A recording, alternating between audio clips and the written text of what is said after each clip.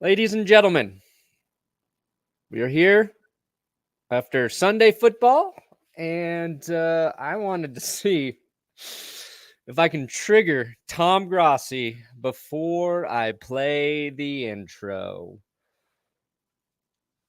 What do you think about that Aaron Rodgers haircut? Did he lose his power by cutting his hair? Is Aaron Rodgers going to retire mid-season? Are the Vikings the best team in the NFC North? Are the Bears better than the Packers? Can the Packers play a physical brand of football? Are you tired of living deja vu every week of every season? Do you miss Davante Adams? Wait, how do you spell Davante? D-I. Son of a gun! Just spell it right! Just spell it!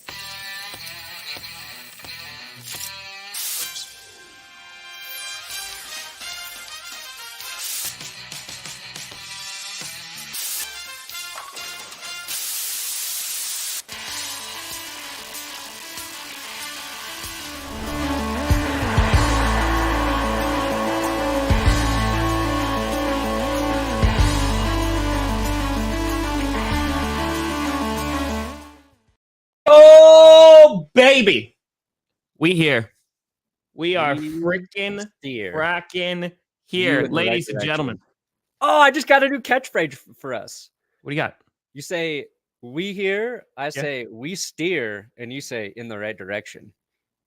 Ooh, you know what? Let's try that. Let's pretend we didn't do this intro. Okay. Ladies and gentlemen, welcome. We here. We steer. You in the right direction. Because this is the Grossi Perna show. I'm Tom Grossi. That's Brandon Perna. And this is G P S. The S stands for suck, like the Packers. The S also stands for Seahawks, who are going to beat the Broncos tonight and be the only winning team in the NFC West. Oh, yeah. Rough week for the NFC West. And how about the freaking AFC South? God. Oh, man, I had a question for you. What was harder to watch as a Packers fan? Because I'm not going to overreact to the Packers.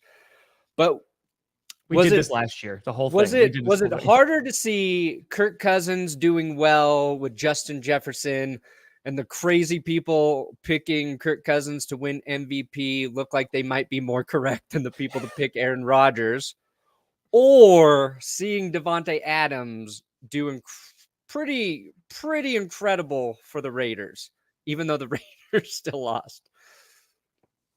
I think as a true fan, what were you like? Oh, I hate seeing Kirk Cousins do well, or man, I really miss honestly, Davante. Out of all of those things, no, because Davante I knew was going to happen, and that's the thing. Davante is a great receiver, right? Top two, not two. He's phenomenal. They still lost. That doesn't bother me. What bothered me was Justin Jefferson, because every single Packers fan knows how good he is. And for some reason, they don't just stick Jair Alexander over there and just be like, hey, you cover him the whole game because you're the best guy on defense. You go do that. And instead, he has a career high day and 2 touchdowns. And I'm tired of seeing zero game plan. If he was just beating coverage, just on one-on-one, I get it. That's fine, right? He's just a really great receiver. But the game plan was oh, yeah, I forgot that guy was really good. Because there was times where he was standing and there's no one around him for 15 yards. And he's like, oh, I guess I'll score a touchdown now. So, yeah, that one bothered me. Got it. He bet on himself. Good day. Australia. Oh, no. Okay, we got the puppy back. Good. We got the puppies back. Let's go. A dog napping. Dog napping in Australia is apparently probably there. Yeah, we're going to talk about the Cowboys because the Cowboys are big doo-doo. Dak Prescott going to be out 6 to 8 weeks getting surgery. And he didn't look good when he was in there either. They were missing Amari Cooper. So, TBK, yeah. But that's the thing. That's the media. The media is going to do that. That I wasn't necessarily surprised about. I was just like, okay, whatever. Yeah. Because Devontae Adams did have more receiving yards than all of the Packers receivers combined. A.J. Dillon was our leading receiver yesterday. Ooh. So, just gonna up. Oh, he's frozen. You froze. No, you froze. You're frozen. Today's is Disney. Brought to you by Disney. You froze. Pardon, is it your Am I internet? back? I'm not getting the little marker. I'm fine. I mean, I'm hardwired too, damn it. So am I. It's stupid StreamYard. It is StreamYard. And am I back or am I still frozen? You're back. Am I back? I'm back? You're back. You're back. Okay. All You're right. Great. Great. Um, You know what? You know where you won't freeze? there it is. DraftKings Sportsbook. That app, unlike this show, will not freeze on yo ass. That's exactly what they wanted me to say. That's exactly what the DraftKings, ad read we was. won't freeze on yo ass. Yo, look it, check it. Football, we're here, we're in it. The season is kicked off. Teams Here. are celebrating their wins. I'm not. Some are not celebrating that. While, revisiting, say, their game plans. Now, whether your team won or lost week one, DraftKings Sportsbook, an official sports betting partner of the NFL, is giving you a shot at an easy W. New customers, all you got to do is bet $5 on any NFL wager, and you'll instantly receive $200 in free bets. So new customers sign up. You can make any sort of football wager, and you get the free bet money. You got same game parlays. You can combine multiple bets from the same game for a big payout. I did a upset parlay. Oh, I picked the Pats to upset the Dolphins. that did not go well. Picked the Lions to upset the Eagles. Almost got there. And I can't even remember what the third one was because I was already out of the running. So I like doing the upset parlay. I think it's a really hard one to hit because you gotta find three teams that are going to do it to win. I did not. Anyway, you download the app. You use our code GPS, link in the description. The code in the link, that's the secret. That's how DraftKings knows you got to their site from us. And if you want to see them continue to support us, you got to navigate yourself to their Sportsbook app with our code GPS. And again, it's new customers going to get those $200 in free bets on any NFL wager this week. DraftKings Sportsbook. Let's ride. Broncos country. Let's. Yeah, baby. Yeah, baby. Yeah, Let's we're gonna giddy up, F boys. giddy up, F boys. Let's go. All right. Yeah, we need to. There's a lot to break down. There is a ton to talk about. And it's so funny too because I didn't stream the early set of games, so it's one of the very rare times during the season where I actually get to enjoy what I'm paying for in Red Zone. Right. And in the beginning, it was all defense. Like every single defense was destroying. Joe Burrow was throwing all the interceptions. It was just pick after pick. Kickers were missing everything. And it was like, oh, and that kind of went for like all the first halves. And then the second half started to occur. And those first set of games were pandemonium. You had massive upsets. The Falcons were kicking the crap out of the Saints. They wind up choking that away. We'll go game by game. You have the Colts and the Texans. They freaking tied in a crazy game. You had the Steelers and Bengals going into overtime, and nobody wanted to win that game. The amount of chaos that happened last night was wonderful, and it truly made for one of the craziest week ones. And I know Pern has been saying it on this show that the week one is the anomaly, but it just seemed that the chaos of last year just carried over because we had a very chaotic free agency, one of the most chaotic I've ever seen, like in all my fans as a football fan. It was nuts. And then they were just like, oh, bet, we're just going to keep it going. And then, of course, it ends with Sunday night's game, which was such a dud because that game was so bad. Oh, One touchdown score. That was a tough Yeah, game to keep stream. putting the Cowboys in prime time, NFL. We will all be grateful. Oh, yeah. Cowboys are they are hitting a patch of bad luck right now. The Cowboys played so bad last night that nobody even noticed that Tom Brady wasn't really that good. like he wasn't. He wasn't very good. Nobody wants to say it. I have the courage to stand out above all the rest. Proud of you, buddy. Taking that leap. He was a little off target with his throws. Like, they should have blown out the Cowboys. Basically, the Buccaneers performed like the Steelers, right? Like, they had all these opportunities. They should have run away with the game. They didn't. The difference is the Cowboys don't have Joe Burrow, who is the most clutch quarterback I've ever seen, except for he threw a lot of picks and was sacked. 7 sacks. And somehow that game went into overtime. Yes. I watched the Chiefs just dismantle the Cardinals. Good God. Cardinals fans, you should be a little worried. Yeah. Luckily, the whole Cardinals, NFC West looks bad right now. So, yeah, it ain't over for the Cardinals. We got a fanny from Clutter. Boop. I'm just staying here until next Sunday night, where I can hope that maybe the Packers could do better. Tom because I slept don't like this in his chair. Honestly, I was telling Perna, I worked from 4 p.m. Eastern till 2:40 in the morning, nonstop, because it was stream, reaction, breakdown vid. To honor Tom with this 50, I have chosen a clip. Oh. Because we all know the French are the hardest working people out there. Grossi posse. Grossi pousi.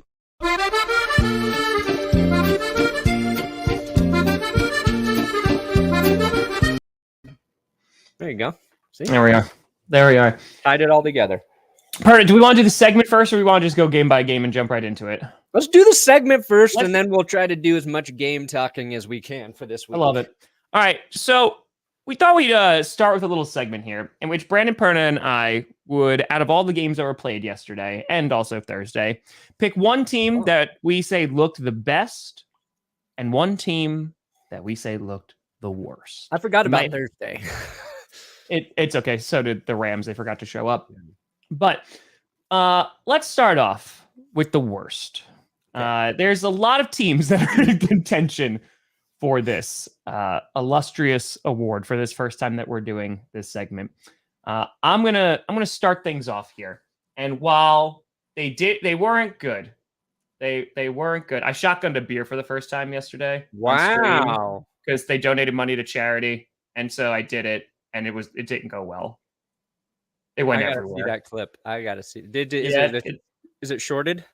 No, it's not. It's all right. Someone probably tagged it. All right. Anyway, so the best and worst teams. I'm going to start off with the worst, and this is also for Outlook. And right now, we're going to dive in because we were just talking about them, and that's going to be the Dallas Cowboys. Because here's the issue. Here is the issue. Listen, we just rock. I think that the Cowboys' outlook is not good. They came out super flat against the Buccaneers. Okay. They just didn't look good.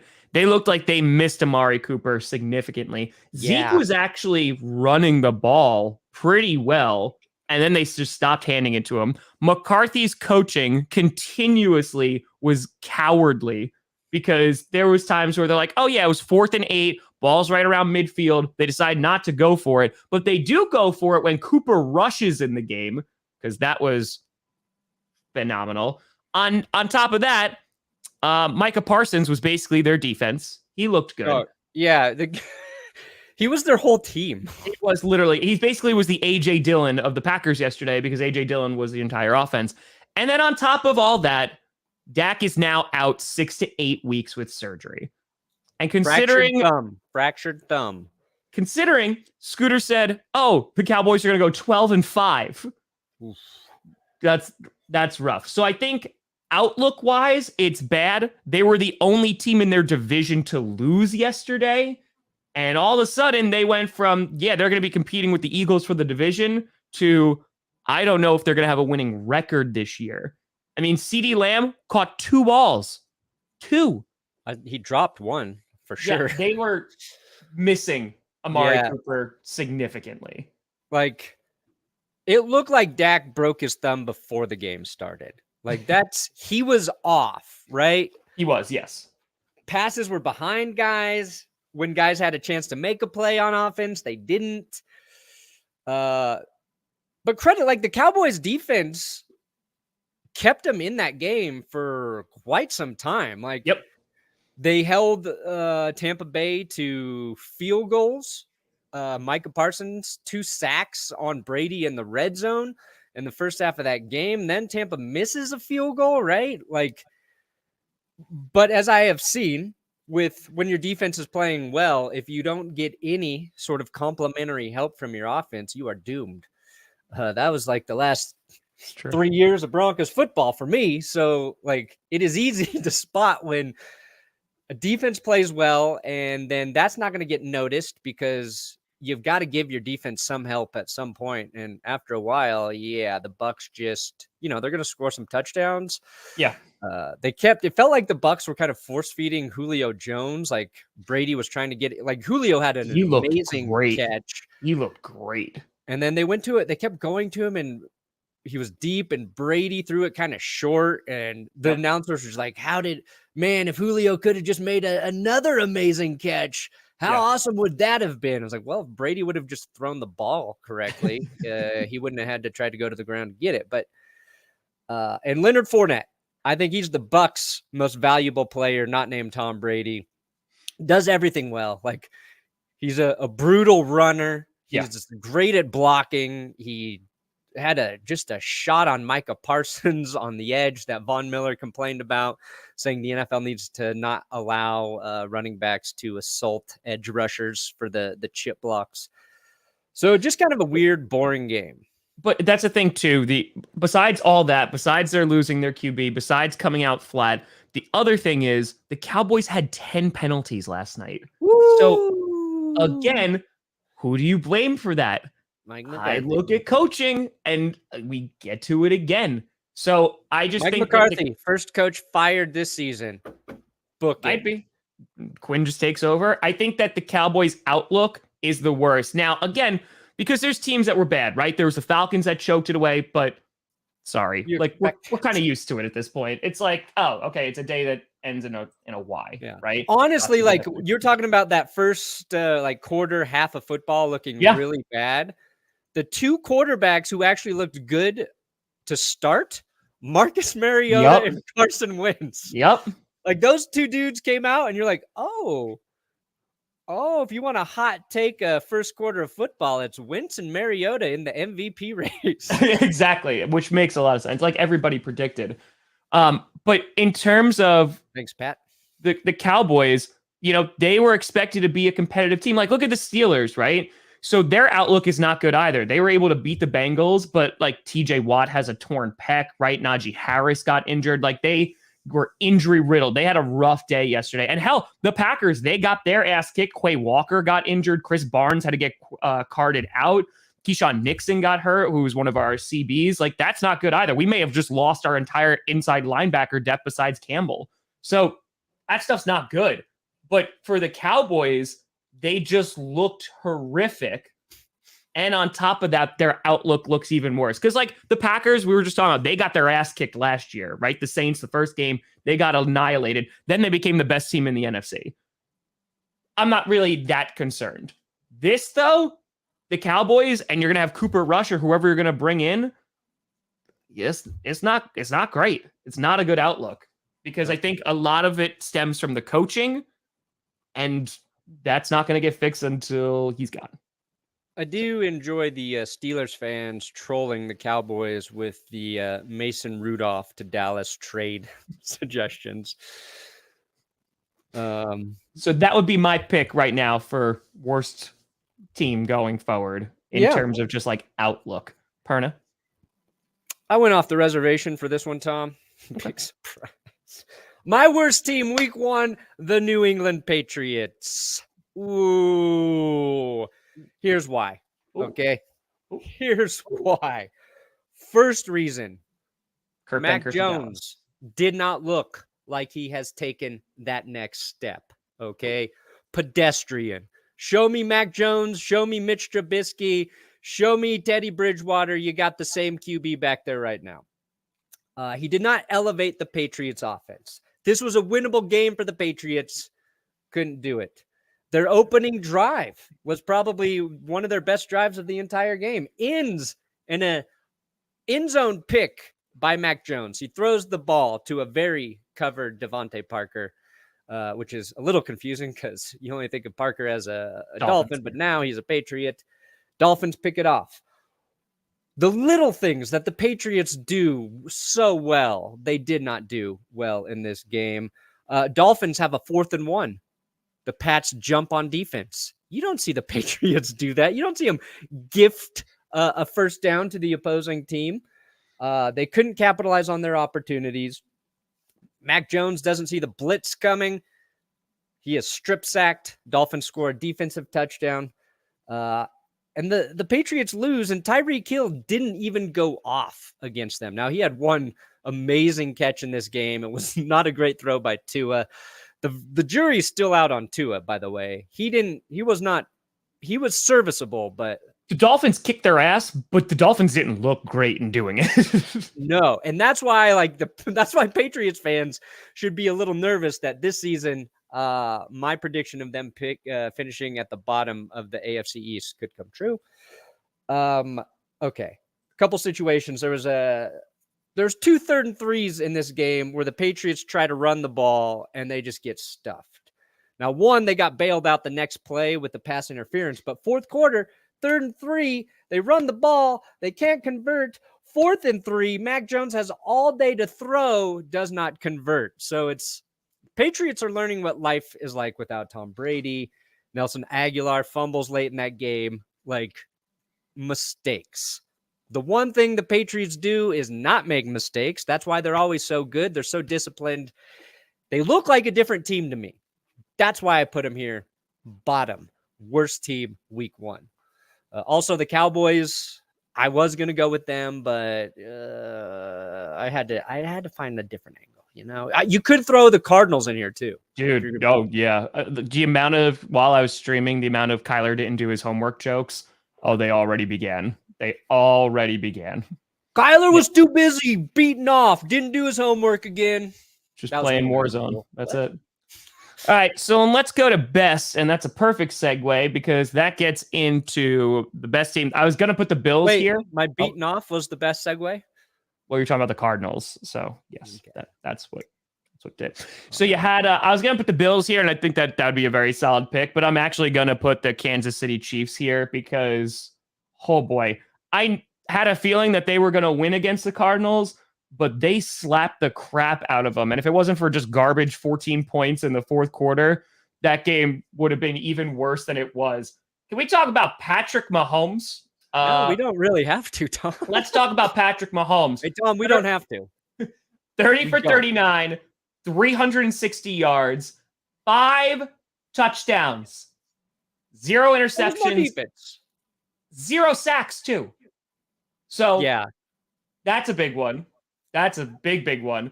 But the other thing that I wanted to focus on was the rushing attempts because they had 128 rushing yards as well.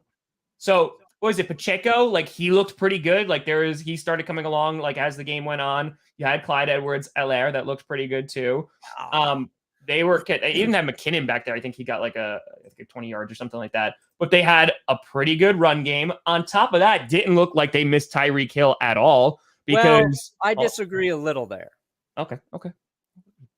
Like they're fine without him, but if Hill were in there, they probably would have scored, dare I say, 60 points. 60 points. Because there were a couple passes that went to Juju that I think Tyreek Hill takes to the house. I think one like he dropped. Like they're still fine. We said they're going to be fine without him, but if they had Hill, they might have scored the most points in a game. That's all I'm saying. Continue. I got you. I don't want to step on your part here. It's all good. Kelsey, 8 catches, 121 yards, 1 tutty. Juju had 6 for 79. MVS had 4 for 44. And then they kind of just like spread the ball around. Now, I will say they only lost 1. A lot of fumbles. There was 5 of them. So that was a good amount there, but only 1 loss, and that was from Juju Smith-Schuster. The defense played well. They really didn't allow any run game. I saw that. Any run game for the Cardinals, and the Cardinals came out just looking not good. Like they just looked flat as hell, but the Chiefs just bulldozed them. Yeah. Honestly, like the Cardinals don't have an excuse either. The Falcons come out. We've said the Falcons have like the worst roster in the league, and at least they played a competitive game. Cardinals, they have talent on their team, especially on offense, and yeah, they do. They couldn't get anything going. Defense, yeah, probably they don't have as much talent there. JJ Watt's out. They're being coached by Vance Joseph, and I've watched that pretty closely. He ain't making your defense better. I will just say it. And we're about to break 4,000 live viewers, Tom. Let's go, baby. Let's go. Can we Every do Monday, it? Wednesday, Friday. GPS, Every baby. Monday, Wednesday, Friday, like Tom says. That's when we air. Let's go. So yeah. So that was your best team, the Chiefs, right? Yeah, the Bills are up there. Yeah, 100%. I would. Man, I just want to watch the Bills and Chiefs play like right now. I can't wait, dude. That game is going to be electric. Like, I cannot wait. And real quick, before you jump in, I apologize. Before you jump in, something that just is of note, the Bills and the Chiefs, they played their starters in preseason, and they looked like they didn't miss a beat. There were some obviously some mess ups and series stuff, or two. But I'm not saying that that's the exact reason. I'm just saying it looks like it didn't hurt. So that's it. All right, Perno, what do you got for your best team of the week? Ooh, okay. I'm going to go off the reservation here, Tom. Again. Going with the Bengals in a loss to the Steelers. I am just thoroughly second half Bengals blown away that the Bengals could be sacked 7 times, could turn the ball over 5 times, and still tie the game. Should have won the game if it wasn't for a Minkah Fitzpatrick blocked PAT attempt. Without Minkah Fitzpatrick, the Steelers lose that game because he had a pick 6. So he gives the Steelers 6 points. He takes a point away from the Bengals at the end. Then the Bengals go into overtime, and they should win this game. But we break 4,000. We did it. But their long snapper is out, and a poor snap causes one of the most clutch kickers last year in the postseason, Evan Money McPherson, kind of stutter step and just shanks the game-winning field goal so hard. The Steelers also doinked a field goal. Oh, that was loud. And unfortunately, in a story as old as last year's and the year before, Bengals offensive line, it was another sack that kind of ruined the Bengals' final chance to get a win. Was it Samaje Perine picks up a fumbled Joe Burrow ball, but you can't advance it. So they had just a second or third and long after that. Couldn't get out of there. So yes, the Bengals, I thought, played their absolute worst football and took the game into overtime. I don't think those turnovers are going to be the story every week. I think Joe Burrow's learning to play football without his appendix. Nobody can. He's lopsided right now. Yeah. He's just there should be some weight there. Yeah. As I said in my recap of that game, I think we don't know what the appendix does in the body, right? They're like, you can get rid of it. We don't know what it does. Well, I think it helps quarterbacks read defenses, and Joe Burrow is trying to figure that out now. So I'm going to go with the Bengals, who I look I picked Joe Burrow to win MVP this year. So. Not in the first half. I mean, it honestly reminded me a lot of the Bengals-Chargers game from last year, how the Bengals came out and they just sucked. Like, they were turning the ball over. They were getting rocked. And then they, like, slowly came back. Like, that one it kind of reminded me of that. But, like, with the Steelers, like, we'll just kind of, like, jump into that game. With the Steelers, their defense looked great. Their defense was really good. Their offense was not great. And we talked about they definitely lost, but that was kind of expected, right? It was just very interesting to see what a really good defense could do against a high-flying offense because they kept the Bengals in check and they made them pay for it. Because Burrow had 5 turnovers total because he had the fumble too. So, yeah, I mean, that's pretty significant to get the reigning AFC champions and embarrass them because that kind of was. And Mitch Trubisky's just like, hey, like the offense wasn't great. And again, they don't have a good outlook too. TJ Watt, Najee Harris, they getting injured. Like that's bad. Like they suffered some losses yesterday. So like they won the battle, but the war is not going to be fun. Well, the both teams have like the same like problem, right? It's the Steelers' offensive line was bad last year. They didn't do really anything to make it better heading into this season, and it looked bad yesterday. The Bengals line looked bad, but I think that's more of like was it 4 of 5 starters like are new, haven't played together? I think it's just going to take a little time for that unit to and it's the Steelers defense. Like I got to give props to them too. Like they're good. Yeah. How many rushing yards did Joe Mixon have? I don't think it was much. 82, 27 carries, 82 yards. So that's more they stuck with him. Well, obviously, Joe Burrow, 6 carries in that game. Yeah, 47 yards, Burrow running.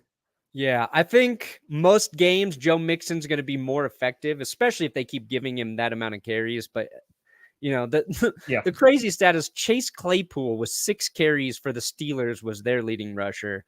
So, you know, and Mitch Trubisky, 3 carries for 9 yards. Like Mike Tomlin has talked about wanting a mobile QB for so long. And it was just like, use that with Trubisky. Design some plays that allow him to get some first downs with his legs. I've done a whole video about that years ago, how they were like, hey, listen, this is one of his strong suits. Like, get him out of the pocket. Like, have him run the ball. Yeah, I think the Steelers, again, they'll be okay, but like with these losses, it's going to be a problem. Like they're not going to be a great team this year. So like they did get this win.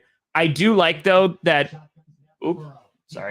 I do like that Burrow kind of went after he was struggling, kind of just went back to, oh, screw it. Jamar Chase is down there somewhere and literally just started chucking it nonstop. They're like, we're just going to keep doing this because Jamar Chase like started out the day a little pedestrian and then ended with 10 receptions for 129 yards and a tutty. So he also almost had that one touchdown that would have been one of the greatest catches I've ever seen in the end zone, like right on the sideline, but his foot was like out by that much. Like his toe was on the white line. That would have won them. Oh, what a freaking game that was.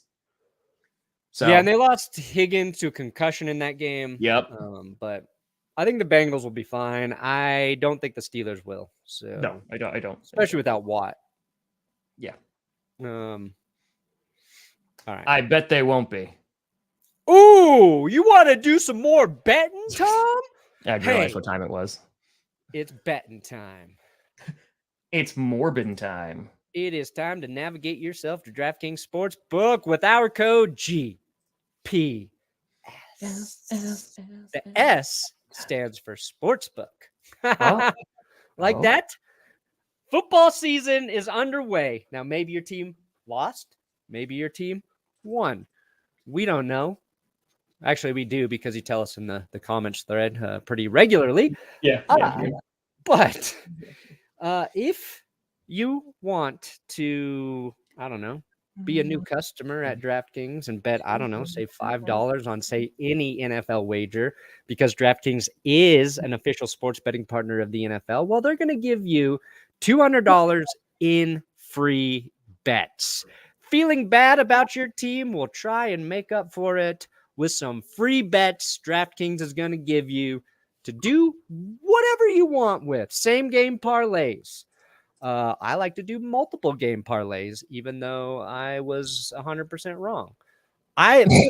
My favorite bet are parlays. I like to stack a couple of those bad boys because you can really make the payout huge, even though, your chances of hitting are less. But you just got to hit one of those, and then you've got weeks and weeks of new funds to continue to make some NFL wagers. Code GPS, link in the description. New customers going to get $200 in free bets instantly when placing a $5 wager. That's code GPS only at DraftKings Sportsbook, an official sports betting partner of GPS. Nailed it. And I guess the NFL. That too. All right, let's go game by game, Perna, and kind of just break down what you saw here. So we kind of already talked about Miami, New England. Again, Miami not looking phenomenal in that win, especially Tua. But that's like you said, that's a momentum building win to start the season. Division rival, 1-0. Let's make some corrections and get a new designed playbook for the next week. Well, I mean, I think in terms of like the Patriots, they need to figure out their offense because they do not have GPS. There's no direction there, none whatsoever. But the Dolphins, like their defense, their special teams still look good. Yeah. And I think that they'll have time to reconfigure their offense and kind of just mesh a little bit more because they do have a lot of weapons, And it's I think two things will happen. One, they'll get Tyreek Hill to break free. They'll have a huge touchdown. Also, they'll be able to run the ball more effectively against teams that aren't the Patriots. And even Raheem Mostert had one play in there where he just shook two guys who should have stopped him for no gain or a loss. And he turned it into a first down. It's I just see more of those things happening as they kind of grow. But we said we weren't going to talk about it, and now look at us. It's okay, and it happens. All right, so you had that. Then just going down the line, you had the Ravens and Jets, which for the first half was actually a close game because it was on for my local broadcast here, and that's why I pay for Red Zone, so I never have to see the Jets or Giants on my TV. But the Jets kind of kept it competitive, and it was kind of more of a slight on the Ravens, and you're like, what's happening? And then the third quarter, they opened it up. Lamar started ripping it a little bit more, had a really long touchdown, which is really nice. Lamar, 17 for 30, but 3 touchdowns and an interception. And again, I think what you saw from this game is what you expected. One, they need Zach Wilson back, meaning the Jets, but their defense is pretty solid. Their defense is looking pretty good. Yeah. Their offense is not. Well, they need some tackles. Mekhi Becton, right, got hurt. They bring in Dwayne Brown, and then he's hurt. Offensive line is going to be an issue. I think that'll still be a problem even when Zach Wilson gets back. Yeah. But because the Ravens also their running backs are still hurt. Gus the Bus is out, J.K. Dobbins is hurt. So they had Kenyon Drake back there. So their run game really wasn't doing anything. I know some people were upset because Mark Andrews only had 52 yards and he had a slow start to the game because everyone thinks that he, including you, and I think he's going to do really well too. He's going to be the best tight end in the league this year. So, that was a little disappointing, but they're able to get away with a win. So I guess at the end of the day, the balls on Lamar Jackson. Let me tell you, he turns down basically 130 plus million guaranteed. It would have been a little more than Russell Wilson, right? Yep.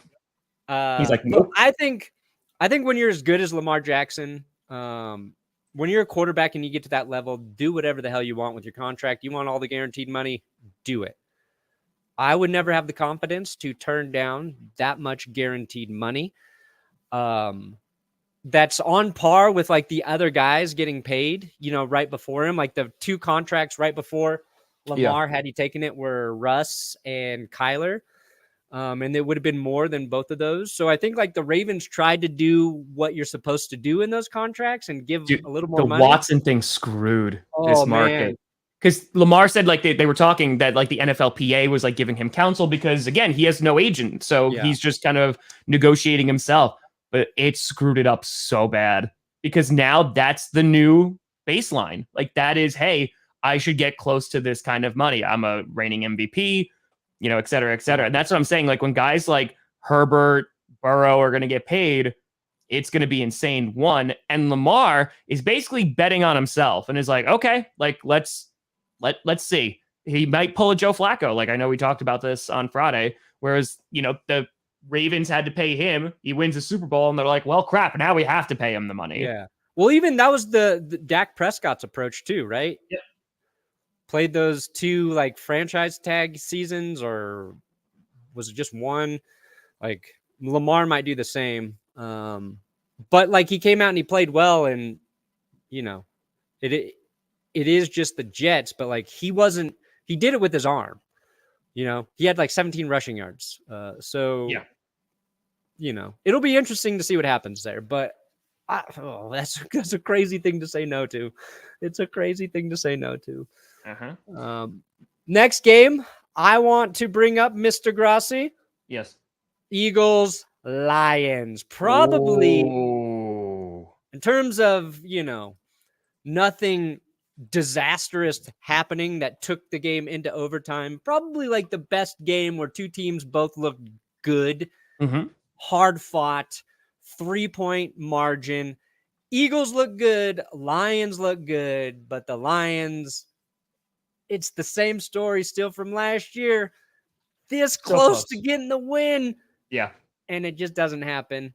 I will say, I think that Swift looked like a stud. If the Lions can continue to run the ball, I know fantasy owners are a little upset because Swift gets these huge runs, gets them down to the red zone. That's me. I drafted Swift in like all of my leagues because I was like, he's going to crush this year. And Williams is just like, I'm going to take that TD. Thank you. Yeah. Thank you.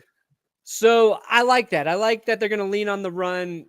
Goff had one like really bad throw that was a pick, but give the Lions defense a little time to kind of grow and gel. You win against a very physical Eagles team. They ran the ball well. Jalen Hurts had one incredible pass to A.J. Brown deep down like the right sideline. And it goes to show you, bring in a top-tier receiver, he's going to make your quarterback look a lot better at throwing the football. And I think like one guy I think is the biggest difference maker so far was A.J. Brown to the Eagles offense. Oh, dude, 155 yards. Like he looked like a stud. Now, I will say, this is what I expected from the Eagles. I do want to see, because there was that one really good throw, I do want to see Jalen Hurts throw a little better, because there was definitely some throws that were not great. But once he committed to the run, I mean, he had 90 yards on the ground and a touchdown. The Eagles had 216 rushing yards, and that's what's going to make them dangerous. Because one, they can throw the ball to their playmakers like A.J. Brown. You also have Smith out there too, who I know didn't have like the biggest game because he got 0. But I will say, like, they are a great rushing team, and they could also beat you in a variety of ways. So, yeah, I think if Hurts is able to kind of just develop that arm a little bit more, they're going to be amazing. Like, they have a potential to be really, really good. And then as for the Lions, I mean, listen, Ford Field was bumping. Like, they were going wild. And so I think they came out, like, really excited. Amon-Ra St. Brown took a little time for him to get, kind of going, had 8 receptions, 64 yards. But yeah, Swift was the guy, was definitely the guy. I'd say probably the Steelers, probably the biggest one. Or look, Giants. Like, actually, Giants. I do want to talk about that game. Like, if Detroit's defense just gets a little bit better, they're gonna win. They're gonna win some games. So they're gonna be a problem. Detroit Lions fans should be the most optimistic in terms of a team that lost week 1 based on how they performed. So yeah, anyway. I mean, the Lions. Jared Goff is a stopgap, right? Everybody knows it. Like, it's a stopgap getting through the season. Then they're probably going to draft their franchise quarterback next year, like in the draft. The thing is, though, they still can be a pain in the ass for a lot of teams this year, because the way that they play football, a good run game, they can get a good defense, because I think they have the playmakers on defense. They're going to be fighting tooth and nail. So yeah. Let's Because Amon-Ra, the 8 catches, he did score a touchdown. And there was a pretty cool moment where I think Amon-Ra St. Brown and Equanimous St. Brown They both scored touchdowns like within Yeah. like a minute of each other on red zone. And Equanimous, that was for the Bears, right? Yes, because he was on the Packers and then he went to the Bears. Mm-hmm. One of the announcers called one of them St. John accidentally. I couldn't find the clip after it. I was like, wait, did he say Equanimous St. John? But I wanted to use that to segue into the Bears game, where that was an ugly game, all game. And a big part of that was the field condition. It was bad before the game started. It was a slip and slide out there. But the Bears, who had a really rough start, pull out the upset of the 49ers. Yes. In a game where both Fields and Lance looked bad early on, but like it's hard to judge either of those guys in that like situation. But the Bears, probably one of the bigger surprise upsets of the week. I should have went with the Bears in my DraftKings upset parlay, but what was your take on the Bears as someone who's probably being force-fed a lot of what happened in that game via social media?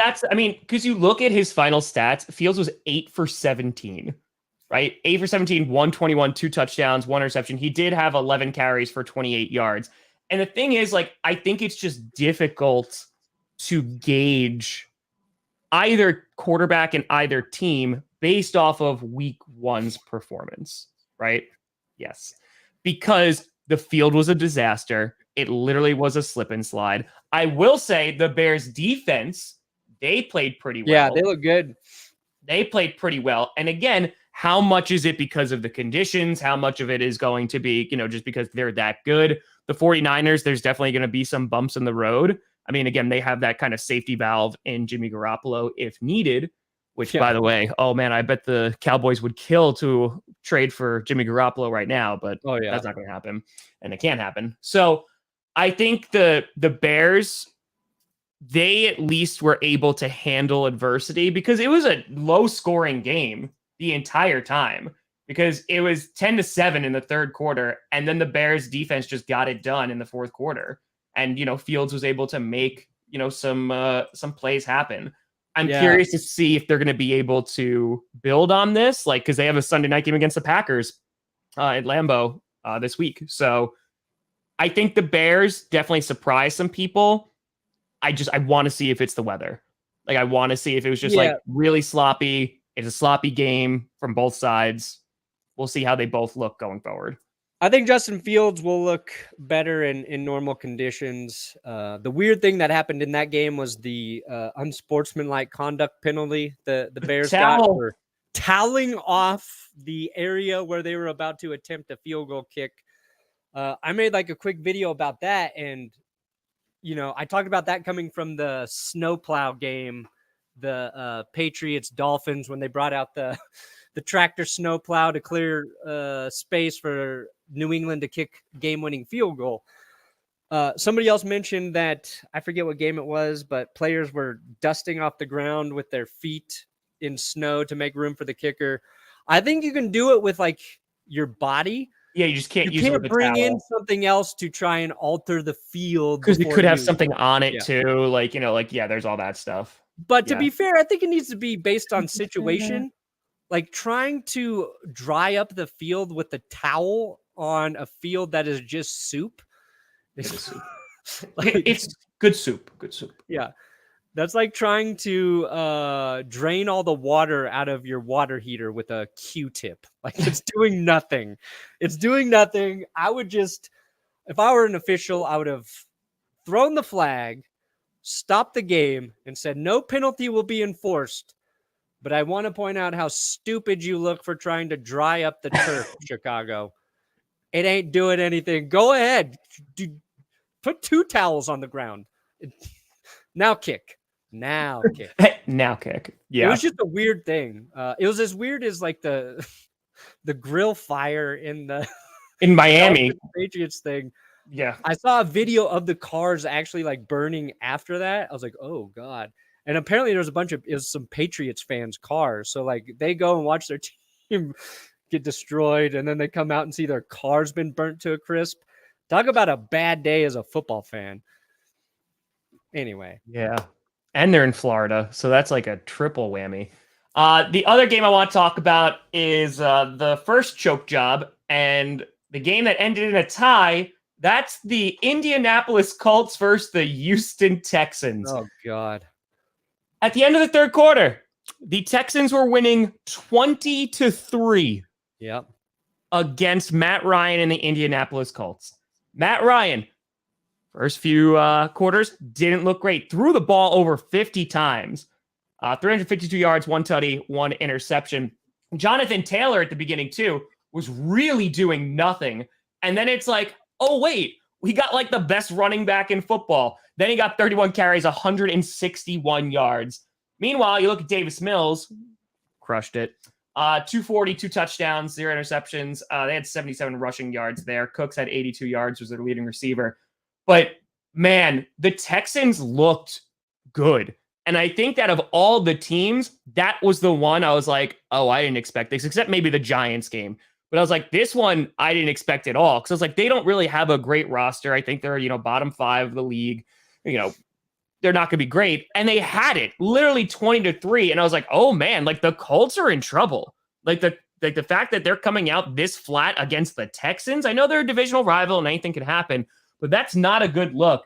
Then they come on roaring back. And the Colts could have won that game, but they have a missed field goal. So they are unable to capitalize. And it ends in a tie.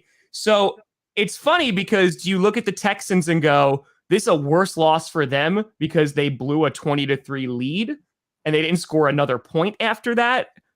Or is it worse for the Colts? Even though they did come back, they tied with the Texans. Ooh, I'd say based on expectations, worse for the Colts. Yeah. Based on cowardice index, Texans. Lovie Smith just took the tie. It's like, okay, yep, we're gonna walk out of here with the tie. And the Colts had some missed opportunities. Didn't someone drop like a touchdown pass? Who dropped? Was it Pierce? Had a really bad drop in the game. Yes, Pierce had a really bad drop. That should have been a touchdown. Yeah, it was in the left side of the end zone. He was just like coming across and just nothing. Pittman proved to be like the stud again, 121 yards, a touchdown. Yep. But I feel like the Colts need a second guy to emerge as a threat in the receiving game, or it's like double team Pittman, use everybody else to stop Jonathan Taylor, and you've got kind of a recipe to kind of hang and give the Colts problems. But we'll see. It was Matt Ryan's first game with a new team. And that's a little concern. He only lost one. He had 4 fumbles, though. Matt Ryan did? He only lost 1, but Dang, yeah. I didn't see that. So I'm like... I saw him convert a first down with his legs. I saw Matty Ice convert a first down with his legs. It was and again, I made that tweet on... I put it out on Twitter that the Falcons were choking because they choked a lead. We'll talk about them in a second. The Falcons were choking. They were in Houston Matt Ryan was in Houston, where it was where 28-3 happened, and he came back from 20-3. So, ooh, wow, nice observation, Tom. Some storylines there. He looked bad in the beginning.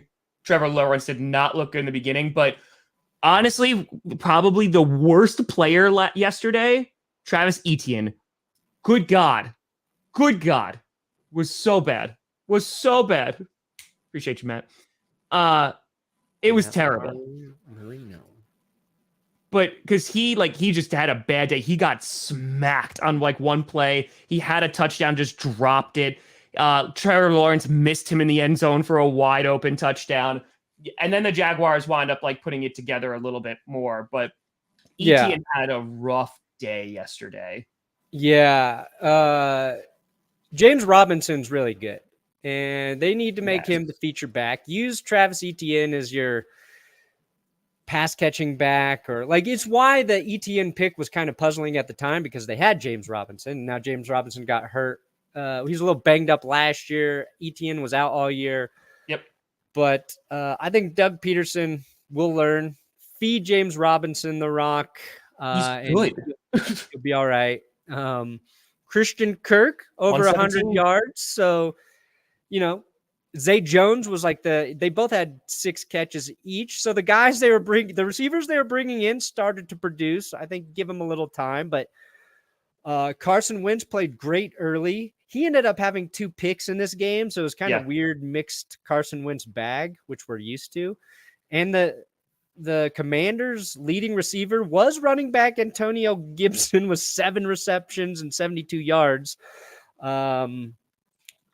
But Washington's defense looked dominant early. We'll see if they can stay that way. But the NFC East is like, it's the Eagles' division to lose. I thought that before the season, and now even more so because I don't think the Cowboys are going to compete. Washington, I think they're going to be maybe better than we thought, but I don't trust Wentz in the long term. It depends on the defense. The sneaky Giants getting a win, opening week. First time they've got a winning record in 6 years. Listen, I don't know if you still do it, Perna. I don't know if you do. I know back in the day, you did a certain award, and I know it was for a player. The Big Dick Player Award? Yes, it was for large genitalia. Brian Dable gets the touchdown, decides to go for 2 to go up 1 instead of tie the game. The exact opposite of Lovie Smith, and how ballsy that was. By the way, real quick, Saquon Barkley. I drafted him in a whole bunch of drafts, and people were like, that's a bad pick, Tom. Boom. Didn't look too bad yesterday because he freaking killed it. So I love that Brian Dable literally was like, listen, we're going to do it. The one thing I'm a little confused about, Kadarius Toney had like one really nice play, and then they just didn't utilize him at all. I don't really know what's going on with that. Again, it is just week 1, but Dable, I think the thought process was, and I think that this is a valid one, the Giants are likely not going to go to the Super Bowl. They're probably not going to go to the playoffs, right? You're going up against a team who won their division, was number 1 in the AFC last year. Why not? Like, you're in this position, go for it. And at least you could say, like, yep, we did. That's what the Ravens did too, like, and they didn't get it. And they're like, okay, well, it was still like, the right call. But yeah. I thought, and like the Giants did a pretty good job against Derrick Henry. He got hurt too. Did he come back? I don't know. I think so. Okay. I wasn't watching the full game. But Ryan Tannehill was good. Like, he wasn't making those mistakes we saw him last time in the playoffs. Week 1. Oh. Week 1. Yeah. But the Giants probably another team that performed much better than we thought this early. I think everybody felt good about the Brian Dable hire. And just to come out with that sort of confidence in your team week 1, that's a tone setting thing. Committing to Saquon Barkley. He also had like 6 receptions. 164 yards on the ground, Perna. DeAndre Swift and Saquon Barkley in terms of fantasy were probably your 2 best value picks for running backs because nobody was taking them early. They were available at the end of the first rounds, a lot of second rounds. You could grab either of those guys. Very smart pickups there. Mm-hmm. Oh, yeah. I'm very happy about that. So, yeah, kudos to you, Giants. Like, oh, yeah, good God, you must have crushed it. Like, they absolutely surprised me. It came down to a missed field goal by the Titans. They weren't able to pull it off. Running through real quick, just because I know we're getting to the end here. Saints, Falcons, we kind of talked about them a little bit. Saints, they were getting their ass kicked too. It was 20-7 at halftime. And the third quarter, they only put up 3 points. And then they put up 17 points in the fourth quarter. And that's got to go get some credit to Jameis Winston because oh my God, I hate this friggin' ESPN. So 23 for 34, 269, 2 tutties, got sacked 4 times. Their offensive line did not look good. And if there's anything that you're a little afraid of as a Steelers fan, it's going to be the offensive line. And there's Inject Chicken saying the O-line was not giving them any time. Yeah, like the Falcons they took their foot off the gas. And Jameis literally let it rip in the fourth quarter. Like he was the fourth quarter guy. So that and like Taysom Hill was good. Dude, Hill. I mean, he was a monster. Jarvis Landry. Like Michael Thomas had the 2 touchdowns, but Jarvis Landry was the guy doing I the knew dirty it. work out there. And I freaking picked him up in almost every league that I could because he was good in Cleveland because he's at least the possession guy. Like he's okay, we need to get 2nd and 6. I'm going to throw it to Jarvis Landry because like he's going to get it.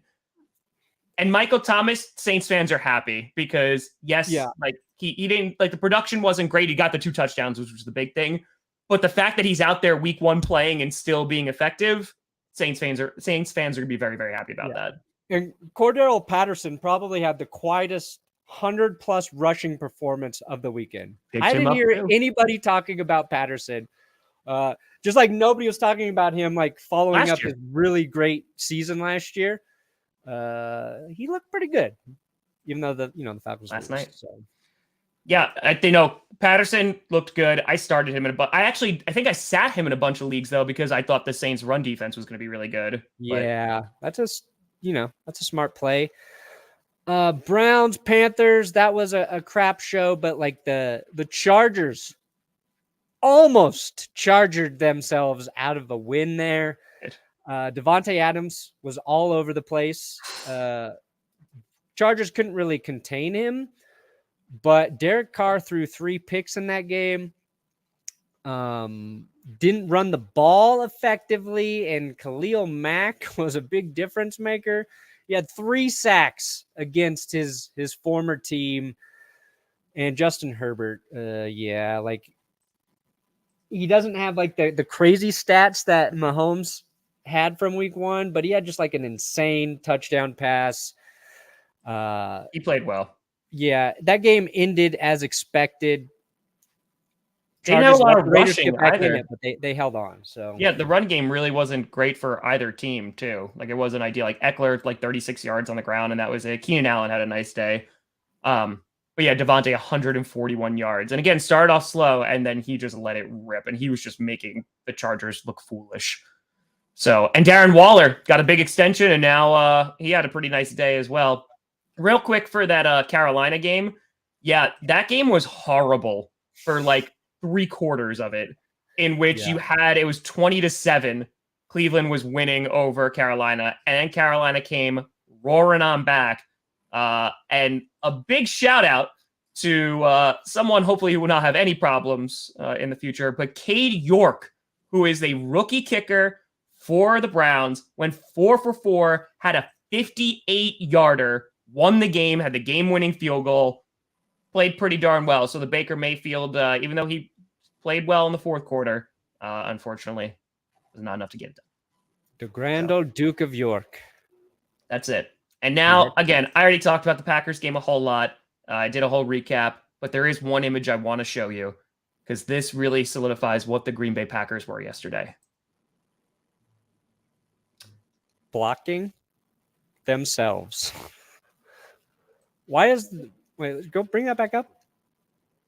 Why does that one guy have no body? Where's his body? It's gone. Is that photoshopped? No. What do you mean? Who doesn't have a body? 77 right there. Oh, I don't know. He's got like his hand in the Vikings' face and then no lower torso. Honestly, we got no legs. It happens. No legs. We got no legs. But crazy week 1. We got the Broncos and the Seattle Seahawks playing Monday Night Football. Little co-stream. Yeah, little co-stream. So Per and I will be streaming that game tonight, so you can come head on over. Any last thoughts about that game, Perna? Which Broncos Seahawks? Yep. No. Not gonna curse my team. Okay. I'm gonna go watch them play. Go no watch like motivational, like anything. Nothing. Whoa. You got a fitty. You got a fitty. Oh. Trying to get back to the hotel. I got help from Robert Tunyon's family. Got a picture. It was awesome. Saw Packers fans with his boys kind of saying they lost. Might be their first game. That's awesome. Tunyon had a lot of hope for him. So hopefully he's gonna rock and roll on. I got you. Kitty goes meow. Kitty goes meow. They didn't go meow yesterday though. They didn't. That's all right. You don't want to like let's I don't know, like what's a word for it? Let's abide by the code of gentlemanly respect for our opponent. Perny, you gonna have some drinks tonight? We'll see. Probably not, because I realize after like 2 drinks, I start to talk like a guy who's had 5 drinks. You should have 2 drinks. Yeah. Because I will get you my to motor say, skills are they go quick. let's ride. Thanks, Bill. That's it. I mean, listen, the Broncos should kick the crap out of them, but considering the chaos that has already happened in week 1, who knows? Shut down the Seahawks run game, and we're gonna be all They right. got nothing else. It's hard because I think our starting linebacker, Josie Jewell, is hurt. That's not good. No, but we got DJ Jones stuff up the middle. We'll see what happens. Perna, what do you got coming out? Also, what did you put out yesterday that the people can check out? We got You're Drunk, a Bengals Steelers breakdown. Baker Mayfield versus the Browns, a breakdown. Bears penalized for using a towel to dry the field. Today I'm working on a video about what happened yesterday. Go! Sorry. What? Sorry. I made it on trending. Oh, which one? The Packers fan reaction. Wow, there you go. Number 24, baby. Let's Wonder go. what that feels like. It looks like it feels good. Let's go, baby. I've never Let's been go. there. Let's go. Good Go, job, Vernon. Tom. What do Gonna you get got today? 20 videos? 30 videos? Buddy, 40 it's gonna- videos? Yeah, I put out yesterday the 2 streams, Packers fan reaction video, the Buccaneers and Cowboys reaction video, and then the Packers breakdown loss to the Vikings. Today, I'm going to attempt. I'm going to try to get one of the South videos done just because I need to. So I'm going to try to do probably AFC South today. Tonight, Pern and I will be streaming, and then as soon as that game is over, every NFL fan's reaction to week 1 will be dropping, hopefully within like 30 minutes of that game being done. Oh, wow, baby. So, let's go, baby. Let's go. All right. Let's ride. Australia, 2 a.m. there. 2 a.m. But folks, thank you so much for watching. We'll see you later this evening. We'll see you. Stream the Monday night game. I'm Tom Grassi. That's Brandon Perna. This is GPS. And you've been navigated. And you've reached your